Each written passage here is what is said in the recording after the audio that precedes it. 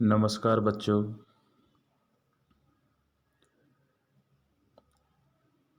राजकीय महाविद्यालय बयाना भरतपुर में तेजराम मीणा, सहायक आचार्य ABST, BCom part third year के विषय अंकेक्षण एवं प्रबंध लेखांकन के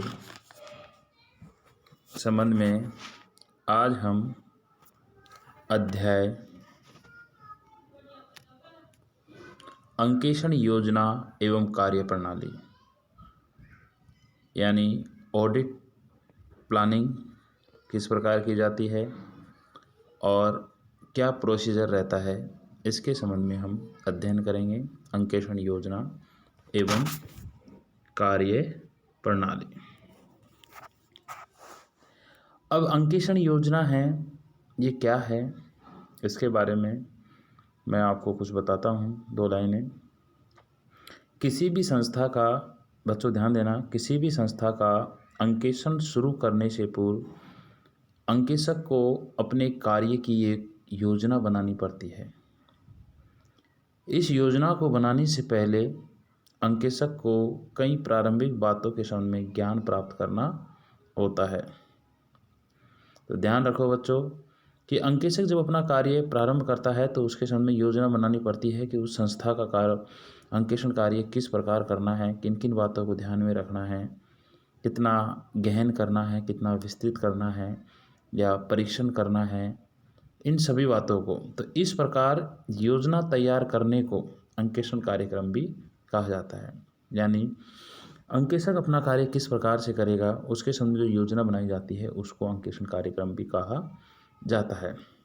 ध्यान रखो बच्चों, जब कोई अंकेक्षक किसी संस्था का नया अंकेक्षण प्रारंभ करता है तो उसको बहुत सी जानकारी प्राप्त करनी होती है।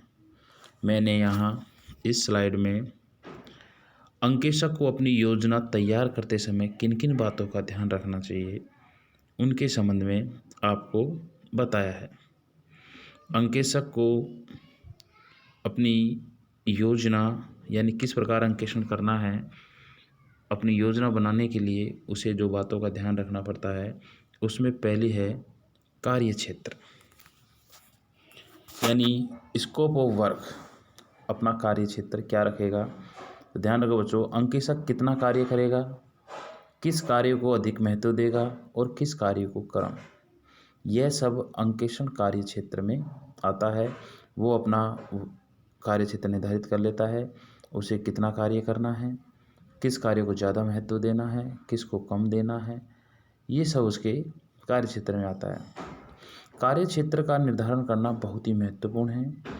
वैधानिक अंकेक्षण में तो कार्य क्षेत्र विधान में दिया होता है, यानी हम आगे पढ़ेंगे अंकेक्षण के प्रकार में निजी अंकेक्षण, वैधानिक अंकेक्षण, स्वतंत्र अंकेक्षण, कई प्रकार के। तो वैधानिक जो अंकेक्षण होता है उसमें अंकेक्षक को कार्य क्षेत्र के निर्धारण की आवश्यकता नहीं होती। जो उस विधान के द्वारा जो अंकेक्षण किया जाता है, जिस कानून के अंतर्गत अंकेक्षण किया जाता है, उस कानून में ही उसका कार्य क्षेत्र होता है।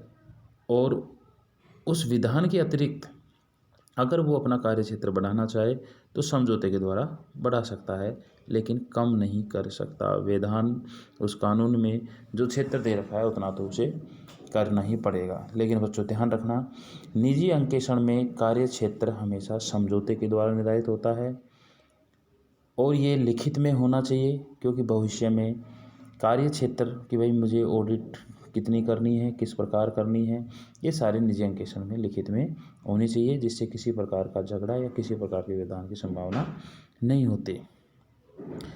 अगर कार्य क्षेत्र का निर्धारण समझौते के द्वारा नहीं होता तो कई बार ऐसे झगड़े हुए हैं। तो एक केस है एप्पल बनाम आनंद डेक्स्टर एंड कंपनी व लीच बनाम स्टोक्स का था, और उसके संबंध में कार्य क्षेत्र के निर्धारण के समय अंकेक्षक का उद्देश्य, नियोक्ता द्वारा निर्धारित किए गए निर्देश, पारस्परिक समझौते, विधान और संस्था के नियम आदि को ध्यान रखना चाहिए, ये कहा। यानी इस न्यायालय के इस निर्णय में जो मैंने आपको बताया, एप्पल बनाम आनंद डेक्स्टर एंड कंपनी व लीच बनाम स्टोक्स में कहा गया कि अंकेक्षक को अपना कार्य क्षेत्र निर्धारित करते समय अपने अंकेक्षण का उद्देश्य क्या है, नियोक्ता के जो निर्देश हैं उनको भी ध्यान में रखना चाहिए, परस्पर समझौते हैं उनको भी ध्यान रखना चाहिए, जो विधान यानी कानून है उसको भी ध्यान रखने चाहिए, और संस्था के जो नियम हैं उनको भी ध्यान रखने चाहिए। तो मैंने आपको बताया अंकेक्षण को योजना निर्धारित करते समय अपने कार्य क्षेत्र को भी ध्यान में रखना चाहिए। अब कार्य क्षेत्र के अलावा दूसरा है व्यावसायिक संस्था के विषय में जानकारी।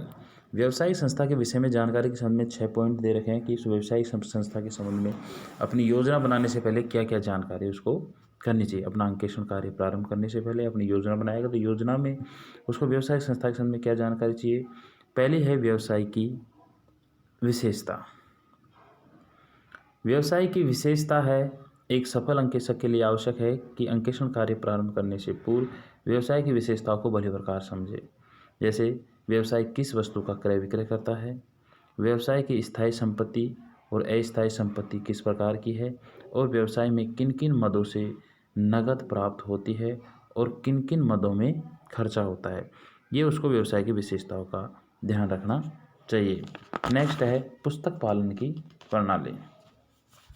बच्चों, अंकेक्षक को यह भी अपनी योजना बनाते समय व्यवसाय के संबंध में जानकारी लेनी चाहिए कि पुस्तक पालन की उस व्यवसाय में कौन सी प्रणाली अपनाई गई है, यानी महाजनी बही खाता पद्धति अपनाई गई है या दोहरा लेखा प्रणाली जिसको अंग्रेजी पद्धति भी कहते हैं, या खाता बही स्वकीय संतुलन पद्धति द्वारा रखे गए हैं या नहीं। प्राय पुस्तक पालन के दोहरा लेखांकन सिद्धांत को सबसे ज़्यादा माना जाता है, किंतु हर व्यवसाय में कहीं कहीं महाजनी बही खाता हमारे भारत में प्रचलित है, इसलिए उसकी पुस्तक प्रणाली को भी अपनी कार्य योजना बनाते समय देख लेना चाहिए। फिर नेक्स्ट 2 नंबर पर है पुस्तकों की सूची। संस्था के द्वारा आर्थिक व्यवहारों के लेखे यानी जिन लेन देनों के लेखे रखे जाते हैं उनकी पुस्तकों की सूची प्राप्त कर लेनी चाहिए कि भाई आपकी संस्था कौन कौन सी पुस्तकें रखती है, जिनमें लेखे रखती है। उन पुस्तकों के द्वारा भी वो ये कार्य कर सकते हैं। आंतरिक नियंत्रण प्रणाली को भी अंकेक्षक को देखना चाहिए अपनी योजना बनाते समय कि आंतरिक नियंत्रण प्रणाली कितनी सुदृढ़ है, कितनी अच्छी है, क्योंकि वो अपने जांच का जो क्षेत्र है वो आंतरिक नियंत्रण प्रणाली को ध्यान में रखते हुए निर्धारित करेगा कि वो उनकी गहन जांच करे, विस्तृत जांच करे या परीक्षण जांच करे। अब नेक्स्ट है 4 नंबर पर कर्मचारियों का कार्य विभाजन। अंकेक्षक को ये भी देख लेना चाहिए अपने योजना बनाते समय कि व्यवसाय के कर्मचारियों में कार्य विभाजन किस प्रकार से किया गया है, कौन कौन व्यक्ति किस किस प्रकार की पुस्तकें रखते हैं, जिससे उसको ये सुविधा रहे कि किस व्यक्ति से कौन सी पुस्तक लेनी है जांच करने के लिए, किस व्यक्ति से कौन सी पुस्तक लेनी है। और साथ ही में नेक्स्ट है पिछले वर्ष का लाभ हानि खाता व चिट्ठा। यानी यदि संस्था पुरानी है तो अंकेक्षक को नियोक्ता से पिछले वर्ष का लाभ हानि खाता और चिट्ठा प्राप्त करना चाहिए, और पिछले वर्ष की अंकेक्षण रिपोर्ट भी साथ में प्राप्त कर लेनी चाहिए, क्योंकि बच्चों उसको अपना अंकेक्षण कार्यक्रम यानी अंकेक्षण की जो योजना बनाना है उसको अंकेक्षण योजना बनाने में काफ़ी सुविधा होगी। अंत में जो पॉइंट नंबर 6 है वो है संस्था के नियम। अंकेक्षक को उस संस्था के नियम हैं उनको ले लेना चाहिए, क्योंकि इससे वो अपना अंकेक्षण कार्यक्रम आसानी से और सही बना पाएगा। तो मैंने जो आपको अंकेक्षण योजना है एवं कार्यप्रणाली में अंकेक्षण योजना के बारे में अध्ययन कर रहे थे, और अंकेक्षण योजना है वो अंकेक्षक अपना कार्य प्रारंभ करने से पहले बनाता है, और इन योजनाओं को बनाते समय किन किन बातों का ध्यान रखना चाहिए। अब अंकेक्षण जो कार्यक्रम है इसको बनाने का एक संस्था का क्या उद्देश्य है, तो अंकेक्षण कार्यक्रम की रचना करते समय उस संस्था का क्या उद्देश्य है, तो अंकेक्षण कार्यक्रम के उद्देश्य क्यों बनाया जाता है। बच्चों, अंकेक्षण कार्यक्रम बनाने का उद्देश्य है ग्राहक की लेखा प्रणाली नीतियाँ और आंतरिक नियंत्रण की जो प्रणाली है उसके संबंध में जानकारी लेना होता है। और अंकेक्षण कार्यक्रम का उद्देश्य ये भी है कि अंकेक्षक यह निर्धारित करता है कि आंतरिक नियंत्रण पर किस सीमा तक वो निर्भर रह सकता है और संपूर्ण कार्यों को समन्वित करने के लिए भी अंकेक्षण कार्यक्रम बनाने का उद्देश्य है। और जो अंकेक्षण प्रविधियाँ उसे अपनानी है उनका स्वभाव, समय वो किस प्रकार निर्धारित करेगा, इसलिए अंकेक्षण कार्यक्रम इस उद्देश्य से बनाया जाता है। अब नेक्स्ट है, मैंने पॉइंट डाल रखा है 1 पे, अंकेक्षण कार्यक्रम की रचना करते समय आप ऑडिट प्रोग्राम बनाते हो उस समय आपको सामान्यतः कौन कौन सी बातों का ध्यान रखना चाहिए। तो देखिए, अंकेक्षण कार्यक्रम है वो परिस्थितियों पर निर्भर करता है, लेकिन सामान्यतः कुछ बातें हैं उनको आपको ध्यान रखना चाहिए। पॉइंट नंबर 1 पर है स्पष्टता। अंकेक्षण कार्यक्रम बिल्कुल स्पष्ट होना चाहिए। इसके द्वारा अंकेक्षक को अपने स्टाफ को उस व्यवसाय विशेष के संबंध में समस्त सूचनाएं दे देनी चाहिए जो अंकेक्षण कार्य के लिए थोड़ा भी महत्व रखते हो। उसे वे स्थान भी बताने चाहिए, अपने कर्मचारियों को वो बताना चाहिए, ये अपने कार्यक्रम में स्पष्ट करनी चाहिए कि त्रुटियां व गबन की संभावना कहाँ पर हो सकती है। तो पहला बताया बच्चों मैंने, अंकेक्षण कार्यक्रम की रचना करते समय कार्यक्रम बिल्कुल स्पष्ट लिखित होना चाहिए। दूसरा है विभागों में बंटवारा। अंकेक्षण कार्यक्रम के लेखे विभिन्न पहलुओं के अनुसार विभिन्न भागों में बटा होना चाहिए। यानी कार्यक्रम में वो बटा होना चाहिए, रोकड़ का अलग कार्यक्रम होना चाहिए, मजदूरी का अलग होना चाहिए, यानी कार्यक्रम को क्रय विक्रय में अलग बांटना चाहिए, लेनदार के संबंध में अलग बांटना चाहिए। और अंकेक्षण कार्यक्रम अलग अलग विभाग होने चाहिए, प्रत्येक संबंध में कितना किसको और कितना कार्य करना चाहिए।